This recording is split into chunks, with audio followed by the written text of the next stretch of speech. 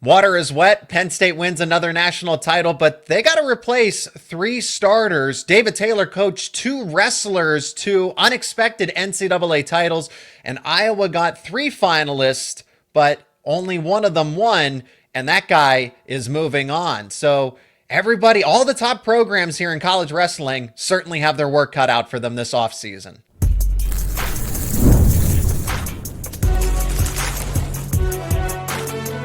You are Locked On College Crossover, part of the Locked On Podcast Network. Your team every day.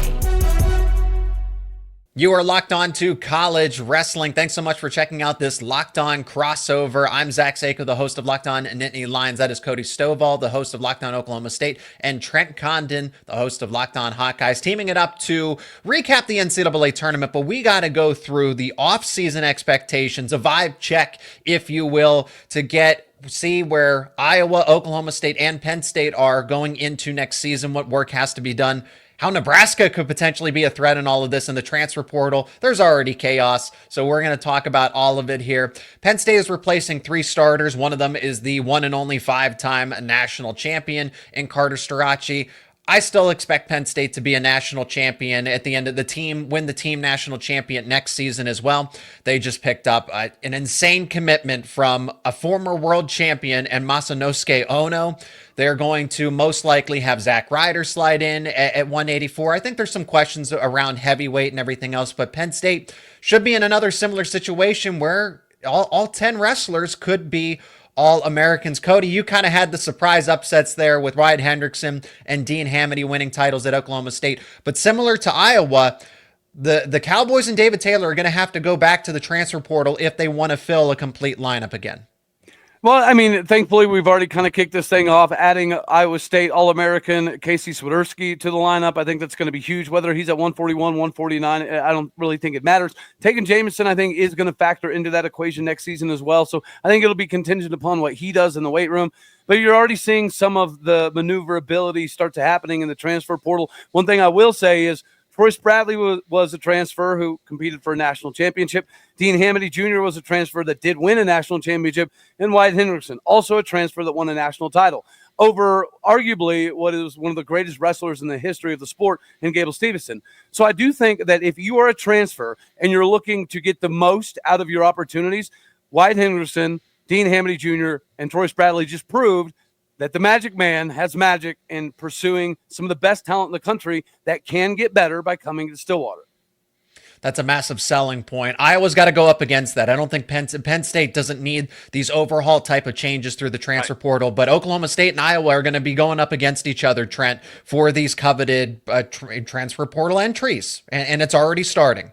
It absolutely does. And when you look at Iowa, the lineup questions that are there, after 133, definitely 141. That was the one weight that Iowa did not even have a qualifier.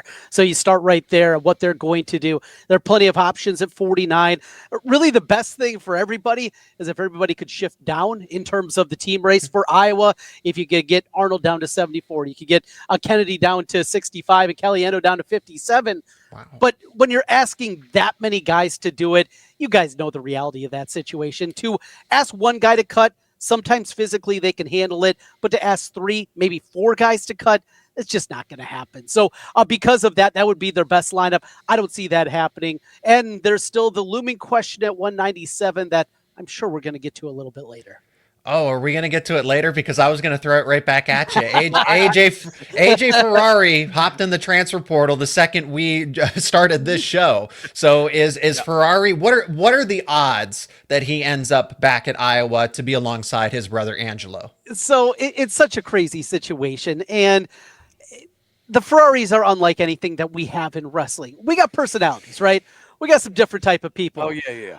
AJ, though, personally takes it to another level. And I have people that I trust on both sides. I have people that say it's a lock. He's there, and I've been saying that for months that he is coming back. I've had also people that I really trust that say there is not a chance in hell that he will ever be allowed even back inside the city borders of Iowa City. So that's the dichotomy that we're dealing with here. It is one of those things where you talk to one person, they think they know. You talk to another, they think they know. And it's completely opposite stories. That's where I am. I'm at the point now where it is just kind of sit back, because I feel like outside of actually having Tom Brands return my phone call, I'm not going to get a straight answer from anybody inside the wrestling program. And the people that would know or at least have an inkling, I get 1,000 different responses. It is one of the more compelling situations I think that we've dealt with in this new era of collegiate athletics. This is something so wild because he was in Iowa City, but he wasn't a student there. And then Cody, you could fill us in with some details too, because I like I said, there's plenty of people that do not want to see him back in Iowa City and believe he'll never be in Iowa City. And I'm sure you hear those same kind of stories in Stillwater. Yeah, well, there's some things that should probably remain off air about his time in Stillwater, Oklahoma. But I can say wholeheartedly, there's not a single individual alive that would love nothing more than him never to come back to the state of Oklahoma. But at the same time, right, Iowa, I think, understands that there is a little bit of a different landscape now in collegiate wrestling. They appear to be the number 2 with some competition potentially. And then Nebraska, right, they had a phenomenal run in not only the Big Tens, but in the national championships as well. And you mentioned, cutting weight. Correct me if I'm wrong. You guys are the wrestling savants. I'm kind of a newbie. But didn't Nebraska have like 3 or 4 dudes cut weight just to kind of make this run? So it is a possibility. And we could have the conversation about Nebraska. But AJ Ferrari, I hope that for the sake of everyone in Iowa City, that he does not end up back at Iowa in any capacity unless it's going to be to face them. One of the most interesting things here, I think, is the conversation about Iowa State. Honestly, I'm just going to call a spade. Anybody, anywhere that is willing to bring in AJ Ferrari is less concerned about the morality and the potential issues than they are about just getting back to winning again. And I think that, I don't know, man. I don't think that's good for the sport of wrestling. I mean, look at the dude. He had zero humility. He loses, and then the next thing he does is talk about how nobody in this building can compete with him, yet he just lost. He's not going to change, right? He's going to give some facade of him being a different character, but this individual is proof that he has a large lack of character. I'm trying to keep words somewhat PG here. But yeah, Iowa fans should want nothing to do with that train wreck. And I would be disappointed if Iowa State is in fact getting desperate. I know Dresser might be this desperate, but I think it's a bad look for any university to bring him in just because he's talented. Trent, does Iowa need him? Because I think Penn State is the number one. Again, Nebraska's there now in the way. Oklahoma State, because of David Taylor, is always going to be in the thick of this. There is a 4-team race right now. Penn State has a clear distance, but it's not that, Iowa's the clear-cut number 2. No, Oklahoma State can be there. Nebraska now, which we're going to talk about a little more in addition to the transfer portal. So, Trent, do the Hawkeyes, aside from, again, because that's how other programs see it, well, let's put the morality aside. Let's put the character concerns aside. We want to win. How does Iowa look at it? Is this their best option, or do they have other options they can go to? Yeah, I just don't think there's another path. If you're talking about winning a national championship, I mean, we look at it this year. They had 2 guys that went down with injury. And even if both those guys wrestled for national championships, you're talking about at best with bonus points, 20 points for each weight class. You even add 20 points for each of those guys, 40 total points to Iowa's total. They're still 60 points behind Penn State. And though we anticipate Penn State is going to come back a little bit more to the pack next year, when you look at the team race, say the target number is, 140 points. Can Iowa get to 140 points with their current roster, or even adding a All-American? Probably not. You would need AJ Ferrari to get to that number. And that is, are you selling your soul to the devil to make it happen? That's the kind of conversations that you get into. So if the question is, does Iowa need him to win the national championship next year? I think the answer is yes. But there is much more that goes into it than just the numbers. Well, he's not, again, there is Angelo Ferrari there, who is a title contender at 84. I know there's Max McAnally. Of course, Zach Ryder is the presumed replacement at 84 for Penn State. So we can talk about that a little more as far as what Penn State's lineup is going to look like, because you just said they're going to return to the pack a little bit, that they're going to take a step backwards. And it's hard for me to process that with some of the recruits that they have coming in that are ready to go and start right away. Penn State actually has too much talent that they don't have to go chasing it in the transfer portal, plus the Nebraska issue. We're going to talk about that all and more coming up next on this Locked On Crossover. And today's show is brought to you by Monarch Money. Do you ever check your bank account and wonder, where did all my money go? Between dining out, online shopping, entertainment, it's easy to lose track, and that's where Monarch Money comes in. Your personal CFO, giving you full visibility and control over your finances. Monarch Money isn't just a budgeting app. It's a complete financial command center. You can track all of your accounts, investments, and spending all in one place. So you stop just managing your money. You start building wealth. You'll get surprising insights. When I started using Monarch, I realized just how much I was spending on things like package deliveries or eating out, things like that. And now I budget smarter and I get to save more. The all-in-one convenience of it is great because instead of juggling multiple apps, you can use Monarch to check your finances, track your spending, and even plan long-term goals. You get easy collaboration moving forward. Managing your money with your partner is smoother than ever. You can track shared accounts, personal accounts, and set goals and stay on the same page without the stress. Take control of your finances with Monarch Money. Use code LOCKEDONCollege at monarchmoney.com for 50% off your first year. That's right, 50% off your first year. That is monarchmoney.com, code LOCKEDONCollege for half off your first year.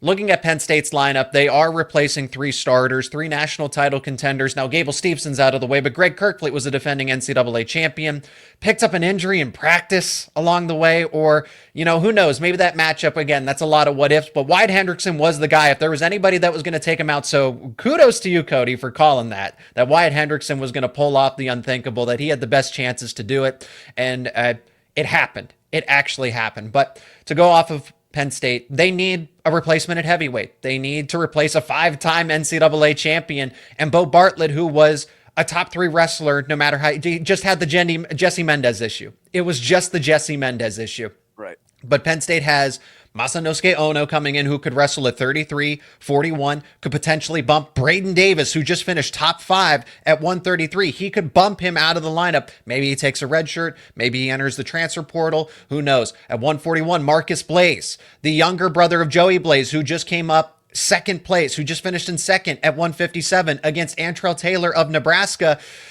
Younger brother's better. The younger brother was the top recruit in the class of 2025 and should be positioned to start right away at 141. Maybe they redshirt him. Maybe what I'm getting at is that Penn State has options, whether that's at 33 or 41. They have too much talent where it's a logjam, where Oklahoma State and Iowa are somewhat scrambling to kind of find, hey, what replacements can we get to keep up with Penn State? And that, I think, heavyweight is the biggest concern, if you will. Penn State could go to the transfer portal if they see somebody that they could use as a grad transfer or a one and done, essentially somebody that is coming up towards the end of their eligibility. But I don't know somebody that fits that wrestler profile at this point in time. Cole Mirasola, depending on his development, no issues with him at heavyweight, but there is a big drop off there. You're going from somebody who's probably going to be a fringe All-American at best, from someone who was an NCAA champion and was only second when he was healthy to Gable Stevenson. So Penn State, I think, does take somewhat of a step back. They can still get 10 out of 10 All-Americans. All of those wrestlers have All-America potential. They still have NCAA title favorites at 25, whatever 33 and 41 look like, 49, 57, 65, 74. 84 is a question mark, but Zach Ryder should be right there as an All-American. Josh Barr was the runner-up at 97, his first season starting. So Penn State is still going to win a national title, but Trent, I do agree with you that maybe a little, just a small step backwards, a small step. Part of that is because Nebraska is going to be as strong and as loaded as they are, returning essentially everybody but Ridge Lovett and Caleb Smith. I'm sure they'll find an answer at 125, but that lineup to return 8 starters. Mark Madden in Nebraska had a phenomenal tournament. They finished second overall. Yes, it was 60 points behind Penn State, but remember, Penn State had a 100-point margin of victory the tournament before. So there was they slashed away 40 points. 40 points. Are you guys concerned at all about Nebraska stealing some of the spotlight away from your respective programs, Cody? Yes and no. I mean, yes, obviously you have to take account what they just did. That Antrell mother trucker is a bad dude who could move like 7 cats put together. His performance was impressive. The story of them having a bunch of guys deciding to cut weight, that means they bought into whatever's being sold in Lincoln, Nebraska at the moment. So you have to take account that is a problem. Yet, I will also throw in this caveat here. I think David Taylor just proved that he's going to have his guys ready for nationals even before everything else, right? Before Big 12s, before Iowa. That is the most important thing. And he showed up and he essentially showed out. So I do think that Nebraska is going to be a problem, but they're no longer a secret, right? So everybody outside of the Big Ten had no idea that Nebraska was going to be able to put up the numbers that they did in the Natties.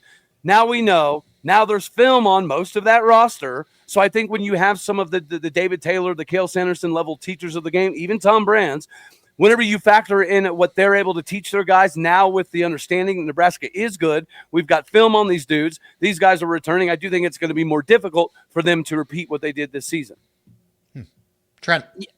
I think Cody brought it up really well. It's going from being the hunter to the hunted, right? There you go. And there's going to be a target on Nebraska's back, and it's no more. Now, it also took a quarter century for Mark Manning to finally get to this level because there's been a lot of disappointments in his 25 years in Nebraska. A lot of times it felt like they were trending towards something that we saw this past weekend, and it didn't get there. So they got to prove it a little bit more to me. We talked in our preview episode, right, that I think all of us really like Nebraska and their chance, and we talked about the odds that were out there of them finishing, in the team race in second place and how good those odds were, and we're able to make a little bit of money, which was great to see over the weekend. But that aside, this is going to be a different type of equation in doing that. And Cody, you mentioned it. Those guys sucking down for this year, well, is that realistic for back-to-back years? Are you going to be able to do that? Probably going to have to move back up. And suddenly those guys are able to suck down and become All-Americans, become guys wrestling on Saturday night for the gold. Those guys no longer are quite at that level because they're bumping back up maybe to their more natural weight. So I think that's another piece of the component that you have to look at. Are we concerned about any other programs? Because Ryan Crookham called his shot on social media. He didn't wrestle in this postseason due to an injury, an unfortunate circumstance. I want to see the best of the best make the NCAA tournament and make it as exciting as possible. But Crookham says that it was posed, who is going to be the first team to unseat Penn State and win a national championship? He says Lehigh. And at first I said, okay, this guy's just, optimistic. He's around his teammates. And then you start doing a little bit of digging. Lehigh is playing the long game here with, yes, you didn't have Crookham this time around. You had a strong showing from Michael Beard, but you start to get some other wrestlers back that took a red shirt or they were injured. For example, a Luke Stanich is somebody that's going to join in the lineup, and he's an NCAA title contender at the lighter weight. So Lehigh, Ohio State, maybe because they get Rocco Welsh back, Nick Bazakis, get Brendan McCrone. So there are a lot of Brandon Cannon. There are a lot of talented wrestlers that started to break out towards the end of the season that I look at the likes of Lehigh and Ohio State that maybe this isn't just a 4-team race, or it's Penn State and then Oklahoma State, Iowa, and Nebraska. That maybe Lehigh and Ohio State really want a piece of the pie here too.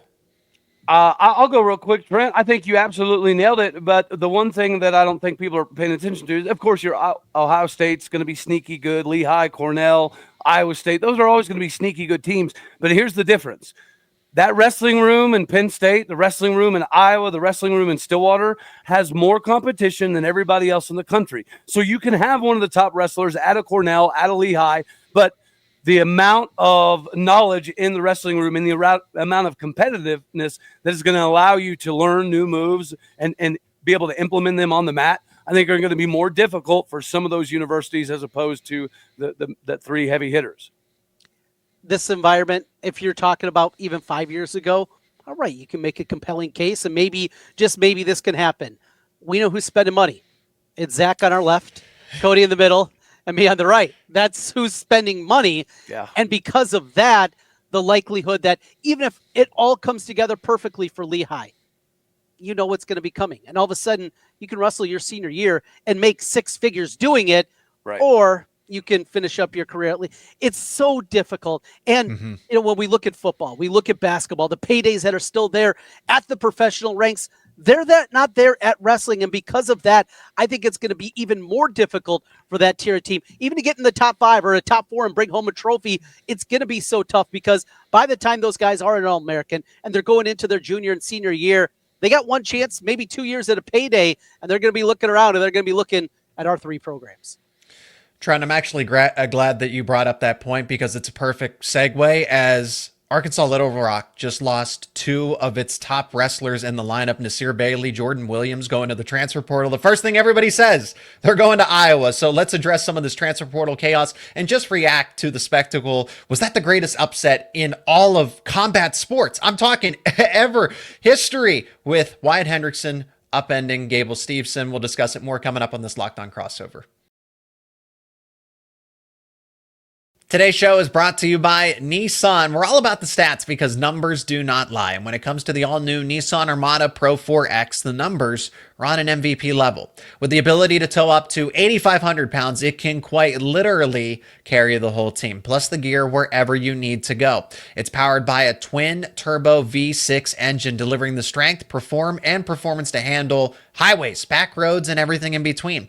And with room for up to 8 people, the Armada Pro 4X is built for big crews, big adventures, and even bigger memories. Whether you're exploring off-road trails or rolling up to the arena, the Armada Pro 4X brings power, versatility, and style wherever you go. Take your adventures to new heights in the all-new Nissan Armada Pro 4X. Learn more at nissanusa.com. That is nissanusa.com. The NCAA tournament is here, and so is the Bracket Breakdown. Locked On Podcast Network and Amazon Fire TV channels are teaming up to deliver NCAA tournament coverage like never before. Watch studio shows featuring former players and Locked On's local experts as they guide you through every upset, buzzer beater, and bracket matchup. Stream it all for free on Amazon Fire TV channel. Search Bracket Breakdown to see it all for free. It's your team every day. So the transfer portal's already going crazy. Hey, Penn State actually, for what it's worth at this time of the recording, had that exodus that I said, touted, saying Penn State and Cale Sanderson are able to hold it all together. And then 5 wrestlers, potentially more from what I've heard, could enter into the portal. So Penn State could have somewhere of 7-8 names leave. There's just not a lot of room. It's different from football and basketball. It's not about minutes. It's not about snap counts. You have your 10 starters, and that's that. So Alex Facundo's a name that's been linked to potentially going to Oklahoma State and following David Taylor. But I just look at the likes of, you see there's turnover at Iowa State. You see there's turnover at Arkansas Little Rock, which was one of those programs maybe comparable to Lehigh, where they did get a hefty investment, but not hefty enough to go up against the big spenders. Penn State, Iowa, Oklahoma State. It's just the way the sport is. Right. And Arkansas Little Rock, committed around $1.5 million, and that's still not enough. Those names that were household names at Little Rock are now going into the portal, cashing in on their success. Trent, I'm going to throw it to you because everybody's already linking them to Iowa. What are the odds that Nasir Bailey and or Jordan Williams end up with the Hawkeyes? Well, you start with the Bailey part of the conversation. Of course, he wrestled at 33, got to the round of 16 before he moved to the back end of things. Well, I just had a finalist at 33. So Drake Ayala, does he have another season at 33, or do they anticipate he's going to grow into 141? Or is it Bailey that's the one that's going to grow into 141? We know that Iowa does have a pretty big hole there. I'd take a next step with Jordan Williams. Is he a guy at 49 that makes sense? They have a lot of depth there. The guys have some guys coming back off of injury, Ryder amongst them. So there's a lot of names in the mix there at 49 for Iowa. I would say of the two, again, it comes down to size, and I think Nasir Bailey, though, would be the one, at least to me, that would make the most sense, just depending on what they see going forward, both with his weight and possibly bumping up, or is it Drake Ayala? Well, Cody, at one point in time, Jordan Williams was at Oklahoma State. So does he return? And then Alex Facundo seems like a strong contender to transfer because of the David Taylor Penn State connection. What names are you looking at in the portal that say Cowboy? He has Cowboy written all over him. Well, I do think that the Penn State connection with David Taylor is always going to be a conversation every single year. So I do think that addition makes the most amount of sense. Him coming back to Stillwater seems obviously pretty unlikely, but at the same time, I will admit that when we did have some transfers go out, he was really the only one that Oklahoma State fans felt like, kind of got away. And we like our storylines. It's so funny to me that Thomas Gilman wanted to fist fight John Smith years ago, and now he's a diehard Oklahoma State Cowboy. At the same time, we just got Swerzik from Iowa State, whom lost to Jordan Williams in the Big 12 2 years ago and threw an AJ Ferrari level conniption fit on the mat. It's kind of ironic that this guy hated his match with Jordan Williams and talked a bunch of crap Now Jordan Williams is on the move, and now he's a Cowboy. There's so many storylines to all this. It's crazy. I'm excited to see where Jordan Williams go, and Nasir Bailey is an absolute beast that I think I agree with Trent. It does make the most amount of sense for him to end up there.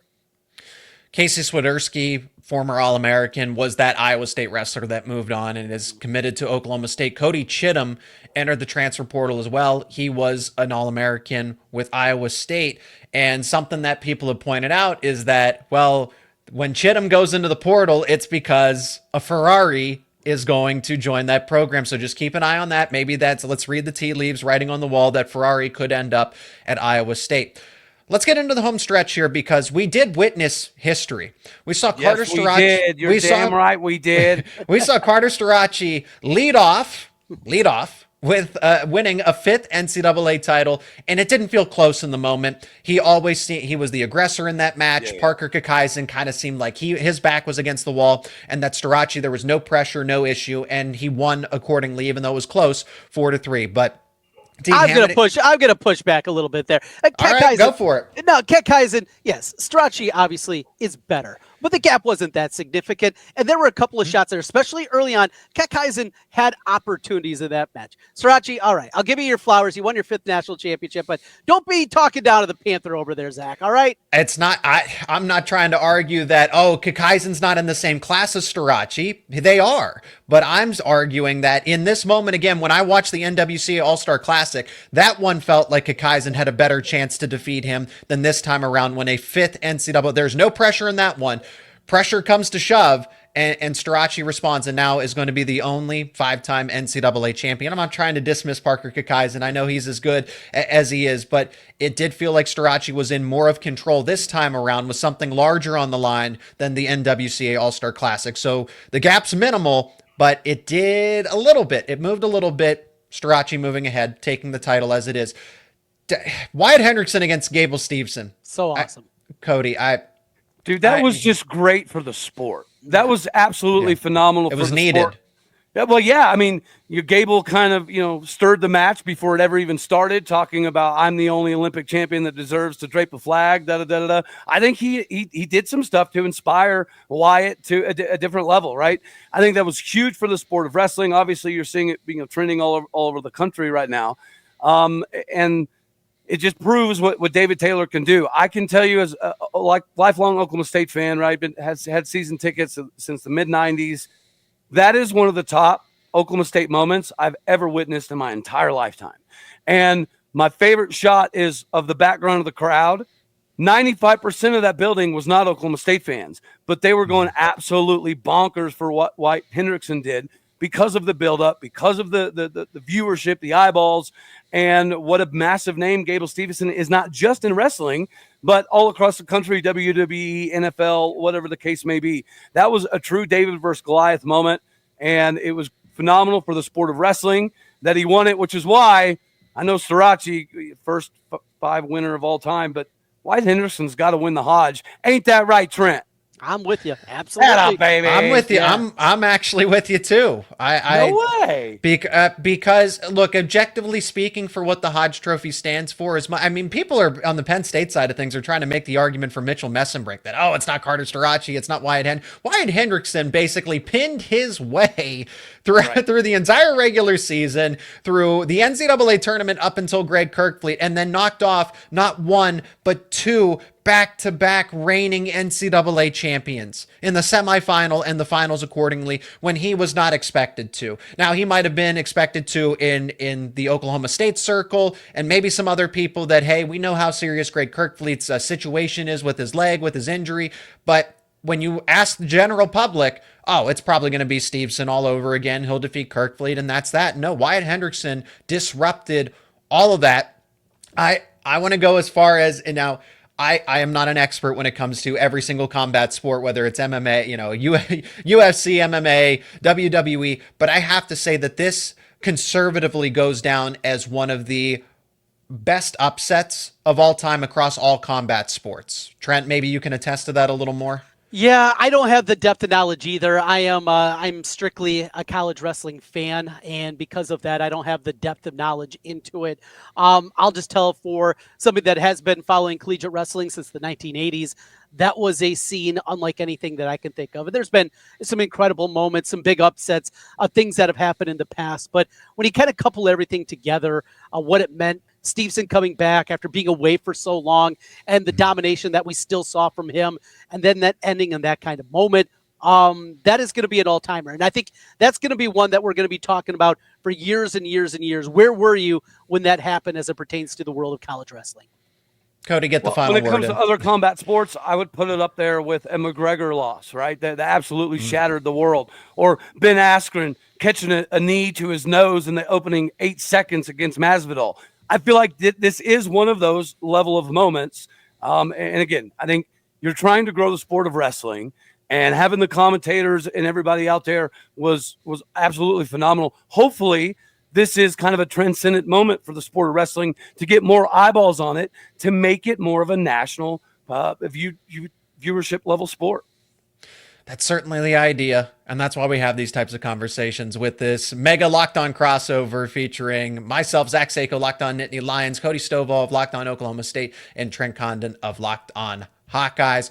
Follow up with your respective teams. Subscribe to each of our YouTube channels and wherever you get your podcasts to stay up to date with everything Penn State, Oklahoma State, and Iowa related. Thank you, gentlemen, so much for the time. Thank you, everyone, for checking out this Locked On crossover. And we'll have more conversations about your favorite teams here on the Locked On Podcast Network.